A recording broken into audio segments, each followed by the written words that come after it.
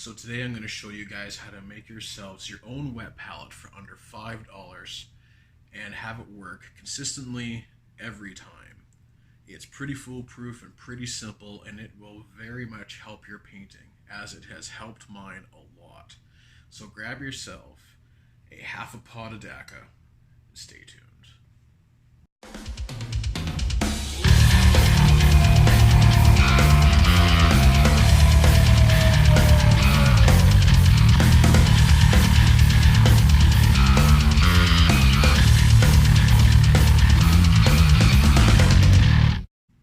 Alright, so everything you guys are going to need is going to be at your local dollar store. You're just going to need a sandwich container that has a latch. These ones work fantastic because they have this little liner in here to help keep a seal. You can get these usually in a pack at your dollar store. You need also a piece of parchment paper. I've already pre-cut this one to the size that I generally use. And of course, paper towel, and finally, just some water. So this is how I make my wet palettes. Very simple. I'm sure you guys can figure this out on your own, but you know what? That's alright. I'm going to do this anyways. So I have 4 pieces of paper towel here. So put it on there, squish it in, nothing fancy, because remember, we are orc players, right? So we don't need anything too crazy. Now, there's other, I've seen people use lots of different types of wet palettes, and you know what? I figure this does the same amount of work, and it costs me basically nothing. So fold in your paper towel like so it's roughly fitting in, flip it upside down, and just tuck in your edges. Done. So then what I'll do is I'll take my water, just kind of saturate it a little bit, not too crazy at the moment, push it down into the corners, and then your parchment paper. Now I usually cut mine a little bit wider than the actual container itself, just because, I don't know, I like to have my edges up.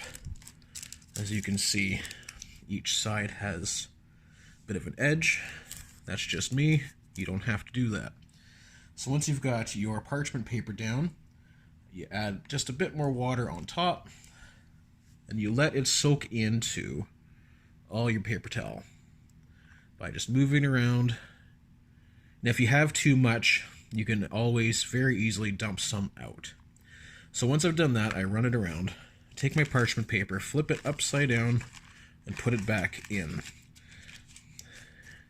So I like having the more damp side at the top. As you can see here, it's got some nice water beads on there. And then you just push it down in the corners, and we'll take a look, see if we have too much water. If we do, we'll have a little bit run out. Yep, there we go. Don't want to dump it all out now. So that's it. Just drain it just a little bit, and you are good to go. So then when you're adding your paint onto your wet palette, I kind of do a 2-to-1 ratio. I'll throw in 2 bits of paint for 1 bit of water. And it seems to work. And then once you seal this up here, you're done painting for the day, sealed up, click it, and you're good to go. You come back tomorrow, and your paint is still going to be fine. It's completely usable, and if you had to add a tiny bit of water, go ahead. And as soon as you've filled up your parchment paper full of paint, if you want to recycle, flip it back around, use the other side if you're using similar colors, or just get another piece of parchment paper because it's dirt cheap. Very simple, very effective. It's helped my painting out a lot since I started using one. When I first started here, I went straight from the pot because, well, I didn't know any better.